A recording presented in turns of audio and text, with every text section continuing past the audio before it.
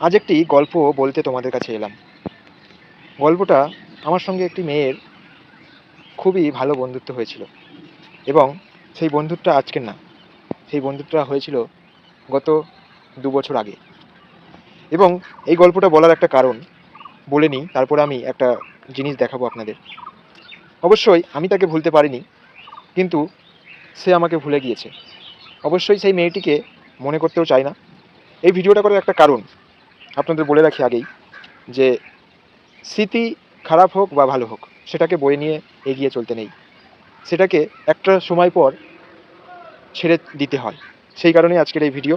সেই স্মৃতিটাকে আমি বয়ে নিয়ে বেড়াচ্ছিলাম, কিন্তু আজকে সেই দিনটা এসছে তোমাদের সামনে বলে আমি সেই স্মৃতিগুলো সব মুছে দেবো, যাতে কোনো সময় আমার নিজে একা থাকাকালীন সেই স্মৃতিগুলো আমার সামনে না আসে বা আমি তাকে আর কোনোদিন না মনে রাখতে পারি।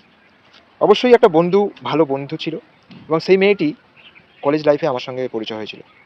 সেই কলেজ লাইফের পরের থেকেই আমরা কয়েক দিনের হয়তো বন্ধু বা কয়েক মাসের বন্ধুত্ব হয়েছিল আমাদের। চলো ঘটনাটা তোমাকে বলি।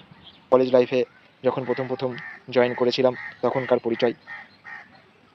আমি একদিন রাগ করে তার উপরে, মানে সেই বন্ধুটা, সেই বান্ধবীটার উপরে রাগ করে আমি তার ফোন, মেসেজ সব কিছু বন্ধ করে দিয়েছিলাম তাকে। তারপরে হঠাৎ দুটো বান্ধবী, মানে যে যাকে আমি বন্ধু হিসেবে মানে পরিচয় হয়েছিল, এবং তার একটি বান্ধবী একসঙ্গে এসে আমাদের বাড়িতে হঠাৎ হাজির হয়েছিল। তো সেই সময় কিন্তু আমি উপস্থিত ছিলাম না। সেই সময় উপস্থিত না থাকার কারণে তার একটা, সেই এখন তো সোশ্যাল মিডিয়ার যুগ, এখন মেসেজের যুগ, যেহেতু আমি মেসেজ কল কিছু ধরছিলাম না বা আমি নিজে তাকে মেসেজ কল করছিলাম না, সেই কারণে তারা একটি চিঠি লিখেছিল হাতে লিখে। তো সেই চিঠিটাকে আমি এতদিন বয়ে নিয়ে বেড়াচ্ছিলাম আমার সাথে, কিন্তু আজকে সেটাকে স্মৃতি হিসেবে সরিয়ে দেবো বা সেই চিঠিটাকে ফেলে দেবো বা পুড়িয়ে দেবো। কারণ স্মৃতি ভালো হোক আর মন্দ হোক, খারাপ হোক, যাই হোক না কেন, এতদিন টেনে নিয়ে বেরিয়েছি, কিন্তু আর না। অবশ্যই তার বিয়ে হয়ে গিয়েছে, সে আজকে নতুন সংসার করছে। তার নামটা হয়তো বলছি, কিন্তু কোন মেয়েটি তোমরা জানবে না। এবং আমি তাকে ভালোবাসতাম সেই বন্ধু হিসেবে, সেও আমাকে ভালোবাসতো বন্ধু হিসেবে। একসঙ্গে থাকা, একসঙ্গে চলা, এক খারাপ সময়েও পাশে পেয়েছিলাম তাকে। অবশ্যই ভালো একটি বন্ধু হয়েছিল আমার জীবনে।